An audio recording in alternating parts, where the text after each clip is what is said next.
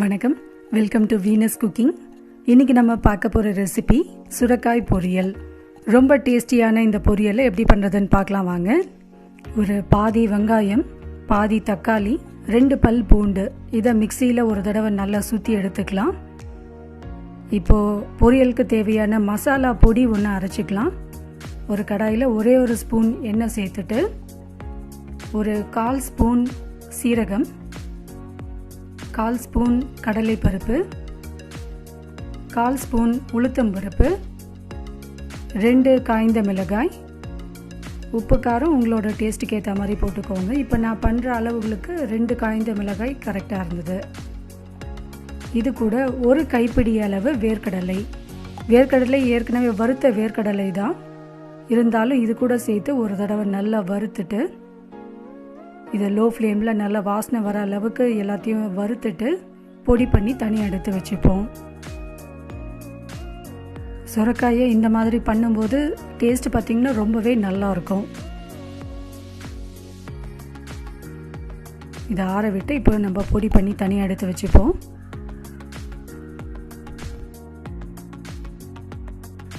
இப்போ இதே கடாயில் ஒரு 2 ஸ்பூன் எண்ணெய் சேர்த்துக்கலாம். எண்ணெய் சூடான பிறகு கொஞ்சமாக கடுகு போட்டு பொரிய விட்டுட்டு நம்ம அரைச்சி வச்சுருக்க அந்த வெங்காயம், தக்காளி விழுதையும் இது கூட சேர்த்து நல்லா வதக்கி எடுத்துக்கலாம்.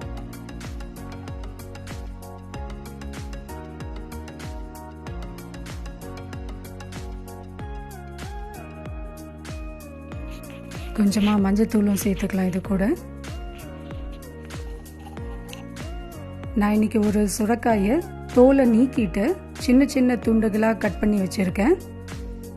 இப்போ இந்த வெங்காயம், தக்காளி நல்லா வதங்கின பிறகு அந்த கட் பண்ணி வச்சுருக்க சுரைக்காயும் இதுக்குள்ளே போட்டு நல்லா வதக்கிடுவோம்.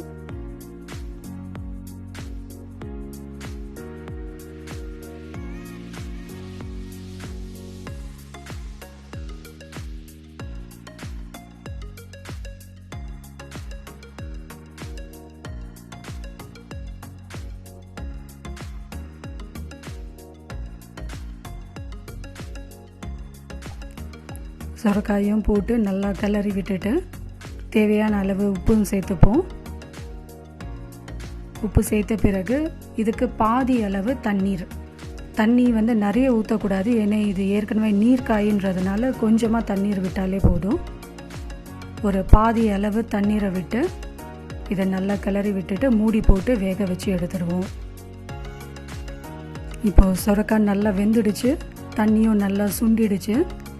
இந்த சமயத்தில் நம்ம அரைச்சி வச்சுருக்க இந்த வேர்க்கடலை பொடி, கொஞ்சமாக கருவேப்பிலை, இதையும் போட்டு நல்லா கிளறி விட்டுட்டோம்னா நம்மளோட டேஸ்டியான சுரைக்காய் பொரியல் ரெடி ஆகிடுச்சு.